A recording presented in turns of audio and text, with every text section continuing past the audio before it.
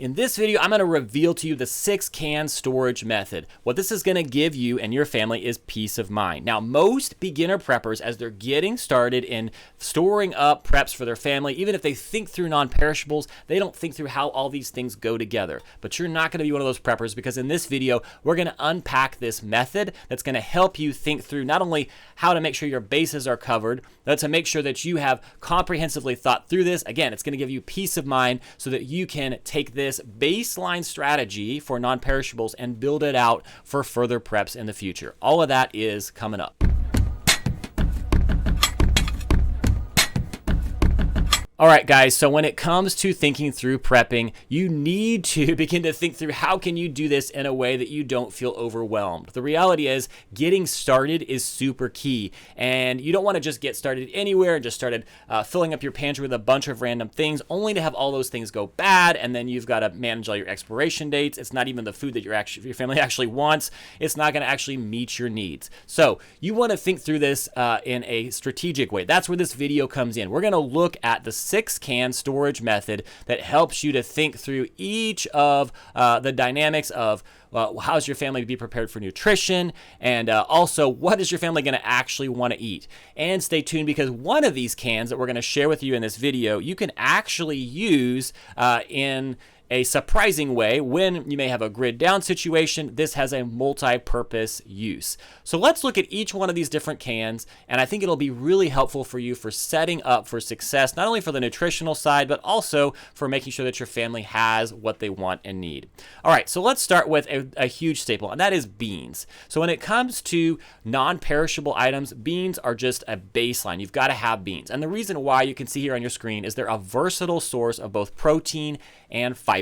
So that makes it a staple for your prepping stockpile. Now, you're going to get tired of beans at some point, but you definitely want to have beans in your stockpile because of how inexpensive they are and how they can actually cover your bases nutritionally through protein and fiber. So number one is beans. All right, so the second one on our list is vegetables. You're going to want to have a variety of different vegetables to go with those beans. That's the middle can there. And so whatever vegetables you may like, this is where you can begin to think through for your specific family, what are you going to like? And these are going to provide essential nutrients that can be easily incorporated with various meals, with the beans, or if you've got meat as side dishes. So vegetables are an important way to complement your main preps. Okay, so that's number two.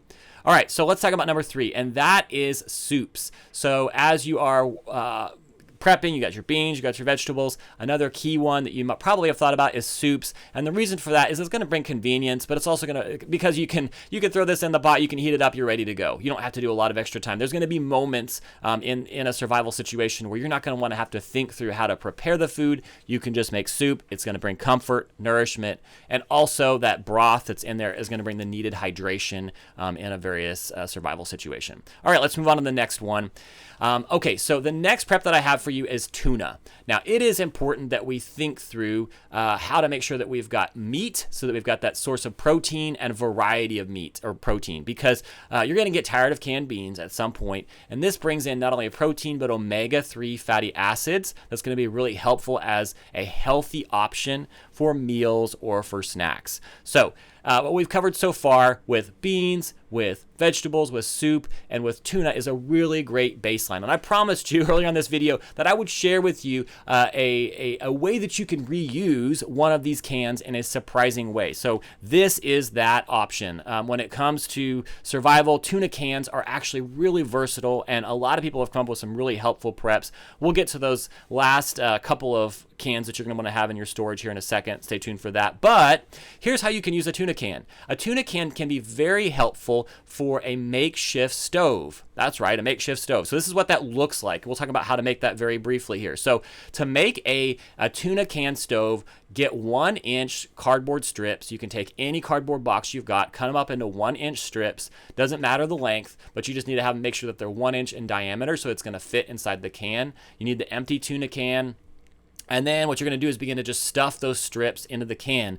Roll them around, put them in there as tightly as possible. And then now you need to add some sort of accelerant, some sort of way that you can light a fire and burn this cardboard, but you don't want it to. So if you just light the cardboard, it's going to burn up. It's going to go out. That becomes your wick for your tuna can stove. So now you're going to add oil or grease or wax to that, and that's going to make this can become that stove. Okay, and so then finally you're going to light the burner. So now that cardboard that's in there has become a wick as it's soaked up all of that wax or that grease, and it's actually become a wick that you can use. And now if you place a cooking surface over the top of that burner, this becomes an effective makeshift stove. Some other people will actually make this into an alcohol stove. So instead of putting cardboard in there, they'll take the top of the can, flip it upside down, put some holes on the side for ventilation, to put a hole in the top, cut those holes into it, and then now you can fill this with some sort of alcohol and it becomes a stove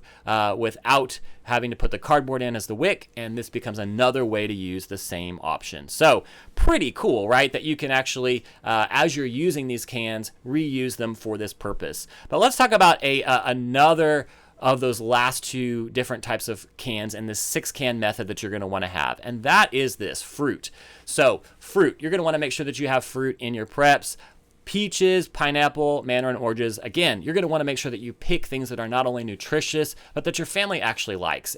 There's nothing worse than just filling up your shelf with a bunch of things that are on sale, or just trying to check the box, and then you actually get in the survival situation and you don't like it. Fruit is a great way for you to bring in some preps that you may actually like. Pick some fruits that you like and fill your cabinet with those. So whether that is mandarin oranges, pineapple, peaches, each of these are going to provide vitamins and minerals that are really needed. And then it's also, again, that sweet treat to boost morale during challenging times. Okay, so the last one that you're going to want is tomatoes. Tomatoes are such a great way to tie together all of these other items. So whether it's diced tomatoes, tomato sauce, tomato paste, here's some whole canned tomatoes in this example, but they can be used as a base for sauces, for soups, for stews, and they're going to add flavor and add nutrition to your meals. Okay, so these 6 cans are super helpful as a simple method to get started. As you're beginning to think through this, another dynamic you're going to want to think about is not only how to choose your cans, but make sure that you are thinking through how to buy these in bulk. Cans by nature are usually a cheaper way to prepare, but you can actually become even more strategic in how you're thinking about this and how to stretch your budget even further by thinking about buying in bulk, whether that's going to a Costco or waiting for specific sales. You're going to want to make sure that you buy in bulk and get the benefits of a larger quantity for less money. So those are important key pieces to include with the 6-can storage method. The final piece I want to bring to you is how you store this is going to matter. And so if you haven't thought through this before, if you're just a super new beginner prepper, one of the most important things you need to learn is what's called the FIFO method, FIFO. And when you begin to store all of your preps, as you go to Costco and you buy in bulk, like I just suggested, you're going to get a whole lot of cans that are going to come in the door, and you're going to put those on your shelves. But if you don't organize them in the FIFO method way, you're going to end up with a whole lot of spoiled items. So what is the FIFO method? Very simply, FIFO stands for first in, first out.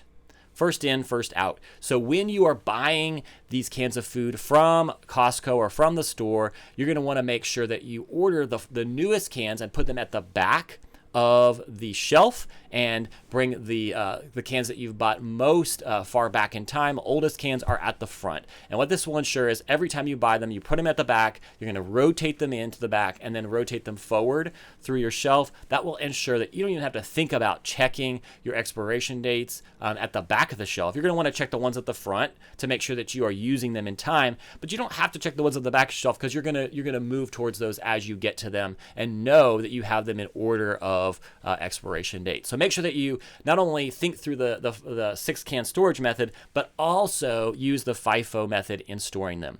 Now, as you are beginning to get started in this adventure of prepping, you're going to branch out into other items, whether that is storing in bulk, which you should, some canned dry beans, dry rice, and some other preps that are going to be helpful in that situation.